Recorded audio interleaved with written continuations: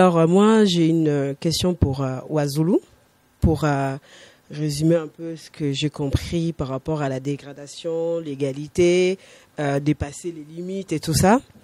Je sais, bon, toi, tu es, on va dire, je vais t'appeler comme une sorte d'illuminé, donc tu as été inspiré, tu as compris. Maintenant, pour nous autres et la masse, comment comptes-tu nous faire avaler cette pilule pour que nous aussi, nous puissions être à ton niveau et pouvoir justement dépasser ces limites? Je dirais la première chose, c'est que, comme je disais, j'ai à la fois donné des pistes, des solutions, comment on peut opérer. J'ai pris le cas de Malcolm X pour démontrer que le cas illustratif de Malcolm X, c'est un cas que nous sommes en train de vivre aujourd'hui, que tout un chacun de nous est en train de vivre. Et la première des choses qu'il a fait, lui, c'était d'accepter là. La compréhension, c'est quoi? C'est d'abord d'accepter ce qui se passe, d'accepter comment on fonctionne et comment ça se fait. Et que lorsqu'on accepte, il y a une volonté de pouvoir faire une rupture. De faire une rupture avec ceux qu'on dénonce, avec ceux-là, toutes les questions qu'on essaie de rejeter. Vous faites d'abord la rupture. La rupture, elle commence identitairement. Si vous avez ces noms-là, vous avez ces patrimoines-là, parce que je n'ai pas eu le temps de développer c'est quoi le nom. Quand vous parlez le nom, la signification, aujourd'hui, les gens disent nom, N-O-M. Moi, je ne sais pas qu'est-ce que ça signifie en français. Mais lorsque je prends dans un jargon africain ou dans une langue, dans une racine africaine, on peut dire Kumbu. C'est-à-dire, c'est à la fois toute la plénitude de votre être. Le nom là que vous voyez, c'est une porte vraiment qui va au-delà de beaucoup de choses. C'est-à-dire, à la fois, il y a des institutions. C'est-à-dire, le nom te pousse à aller vers des institutions, à avoir un comportement, à avoir une façon d'être. Il y a un acheminement, la trajectoire. On appelle ça la trajectoire nominale. Pour ceux qui nous ont suivis par rapport aux formations qu'on a eues pendant les 8 mois qu'on a eu de formation par rapport à ces questions, nous avions évoqué la question de trajectoire nominale. Aujourd'hui, je vois beaucoup de frères et de sœurs qui prennent par exemple le nom de Pharaon. Tu prends le nom de Pharaon, première étape, mais la trajectoire nominale de ton nom pour qu'il puisse avoir la réalisation. Lorsque tu prends par exemple le nom de Toutankhamon, c'est bien, première étape. Mais pour la réalisation, pour que tu deviennes Toutankhamon chez toi, dans ta communauté, dans la nation, de manière générale, globale dans l'humanité. C'est-à-dire, c'est la trajectoire. C'est cette trajectoire. Donc, ça commence d'abord par le nom. On accepte et on commence. La conséquence, je disais, c'est les institutions. Vous verrez, quand on te donne le nom de... c'est pas pour indexer ceux qui ont ces noms-là ici. Par exemple, on te donne le nom de Philippe. Lorsque tu as le nom de Philippe, derrière, quand vous regardez les calendriers grégoriens, un jour, le jour de Philippe, vous aurez à remarquer qu'il y a des énergies vraies qui vous oriente. Et a fortiori, vous risquez de commencer à penser, même selon les horoscopes ou de trucs qu'ils mettent Sagittaire et tout ça, en entrant dans Philippe, vous avez la compréhension de votre être, de comment vous allez être quand vous arrivez au travail. C'est-à-dire tout ça, c'est l'acheminement de tout ça. Et cette compréhension va directement occasionner cette rupture-là, dans les institutions, partout où tu vas, dans la société. Et ça, c'est la première démarche. La deuxième démarche, c'est que nous essayons, dans la mesure de nos moyens, de pouvoir partager ce qu'on a. Comme aujourd'hui, je pense qu'on est là, on a partagé.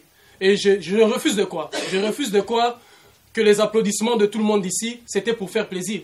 Je pense que les gens ont compris et ont saisi. Et ça, c'est la première étape. La seconde étape, disons. Après, il y a bien évidemment, comme je disais, la compréhension sans action. Ça, vous êtes en train de vous empoisonner. Une compréhension sans action, c'est que vous n'avez réellement pas compris. Vous comprenez que lorsque cette personne rentre ici, il arrive à faire pipi ici, et que ça va demain, l'odeur va remonter et tout ça, on sera mal à l'aise ici, et vous laissez, vous dites que, bon, c'est vrai que c'est un frère qui arrive souvent et qui fait pipi ici. C'est-à-dire qu'il faut agir en ce moment-là. Il y a aujourd'hui d'autres peuples ou d'autres communautés qui ont des valeurs qu'on appelle de valeurs aujourd'hui intransigeantes. Si vous arrivez là, vous dépassez la limite, même l'amitié en couple. Vous comprenez ces phénomènes. Donc voilà, c'est troisième aspect, et je disais que c'est l'action. Après, ça sera l'engagement dans l'action pour acheminer à tout ça. Merci pour vos interventions tous. Vraiment, j'ai vraiment apprécié. Je me sens régénéré encore, donc ça me fait du bien. La compréhension sans action. Donc moi, je m'appelle Arnaud Congolo. J'habite à Nantes. Je fais partie de ceux qui, à un moment donné, on a compris parce qu'on a grandi, on partage ce discours-là. Et un jour ici à Nantes, je me suis dit aussi avec des amis, on s'est dit écoutez, on va se présenter aux élections municipales ici. D'accord? J'étais candidat ici aux élections municipales. La première réaction que j'ai eue, on m'a dit mais Arnaud, Fais-toi petit, rentre dans un parti comme ça où on te met une place au chaud, t'as un salaire, un truc, et puis c'est bon, quoi. Ah, ça c'était déjà l'entourage, hein. Après, bon, je vous dis pas tout ce qui s'est passé dans Facebook, voilà, voilà, des insultes et autres, mais ça c'est rien. Effectivement, je partage vraiment l'avis de ce que vous avez dit.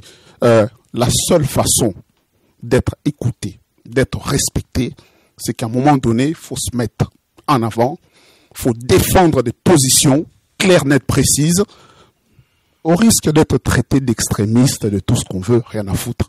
Hein, ça c'est clair. Donc, il n'y a que ça qui fait bouger les choses.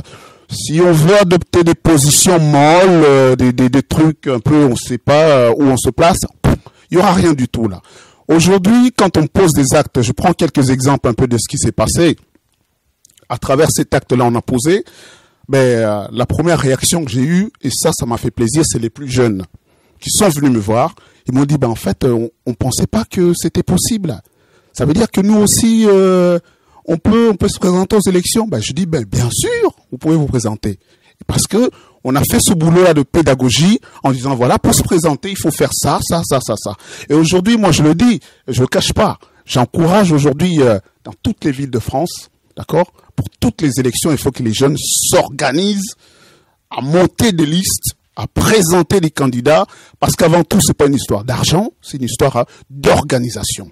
D'accord? De se dire, voilà, on y va, on a les couilles, on y va, et puis on fait le boulot jusqu'au bout, même si on vous descend par la presse ou non, on s'en fout, on va jusqu'au bout.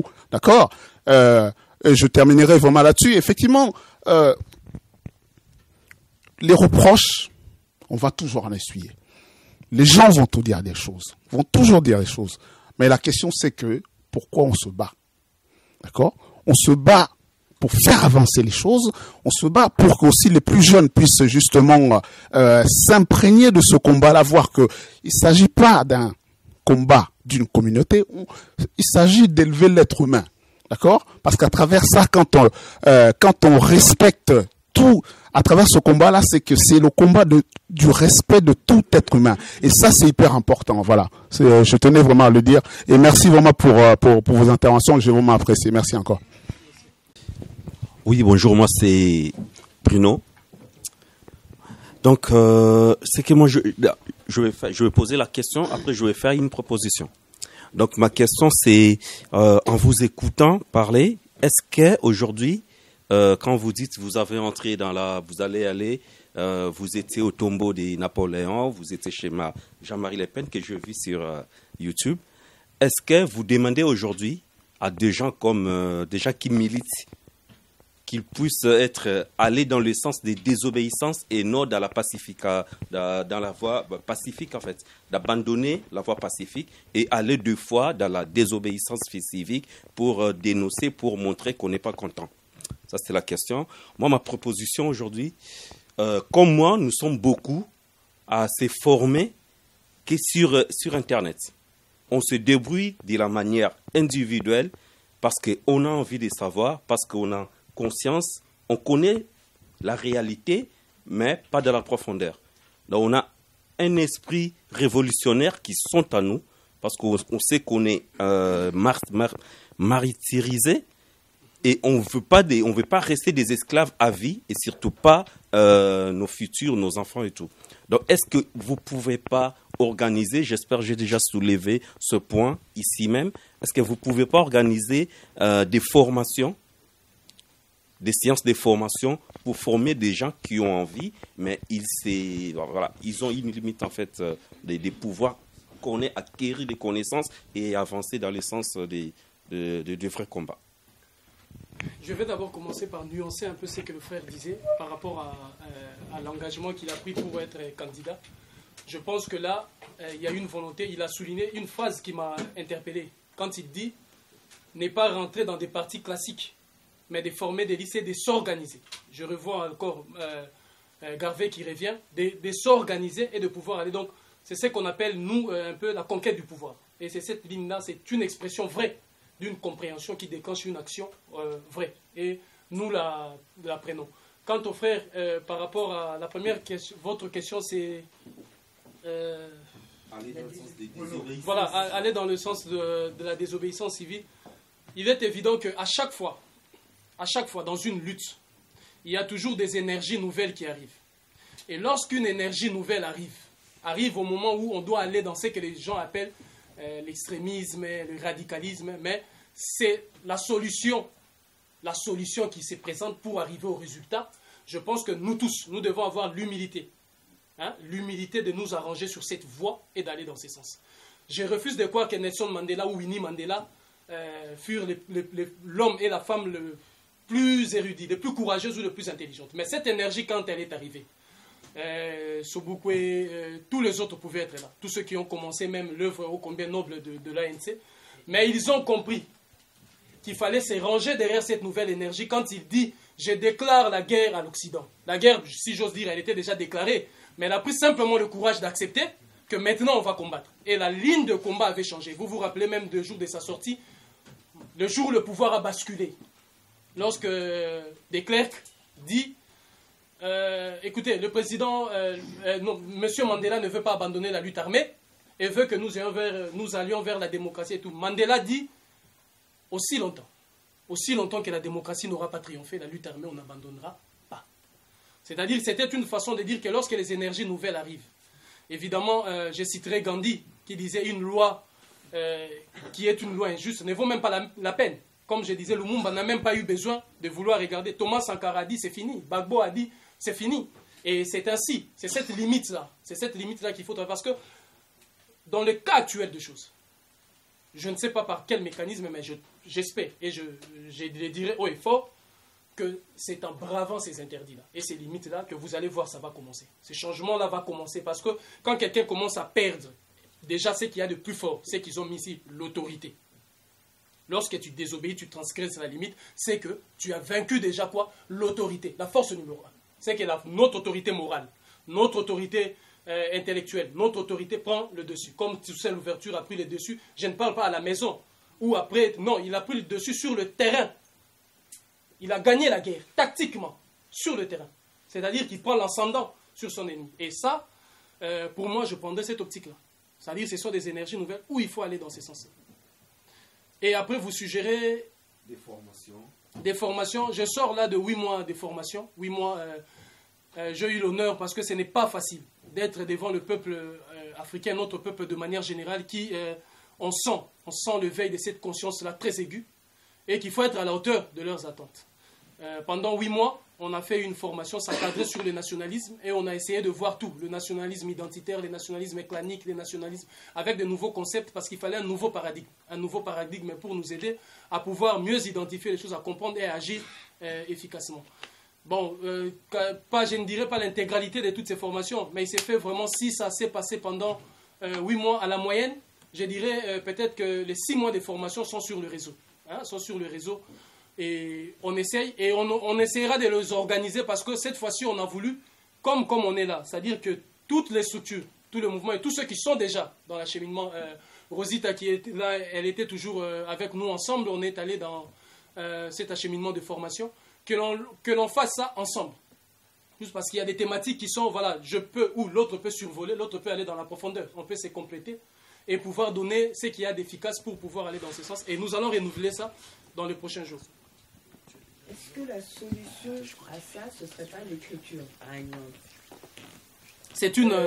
voilà, c'est-à-dire faire des manuels, des tutoriaux de base, le plus simplement possible, à la portée de tous, et donc publier ça ensuite. Voilà, c'est très efficace. Mais maintenant, comme on parlait, sur Internet, voilà, l'autre peut être très efficace à pouvoir réaliser ça, comme certains... Qui lui faisaient part de leur questionnement.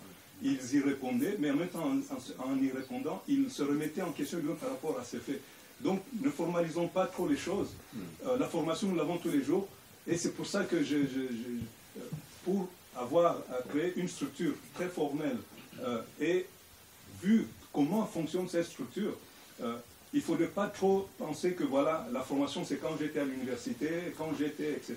La formation c'est aussi lorsqu'on voit une conférence qui est quelque part. Un de nos frères donne une conférence, allez l'écouter, même s'il parle d'un sujet qu'on connaît, mais allez l'écouter, peut-être qu'il y a de nouvelles idées que vous pouvez utiliser, peut-être que vous allez lui apporter de nouvelles idées, etc. Entre nous là, on n'a pas atteint le sommet. Avoir écouté les uns et les autres, ah, tiens, moi j'ai pas suffisamment pensé à ça, il faut que je l'intègre dans mon discours ou dans mon raisonnement, etc. C'est ça la formation.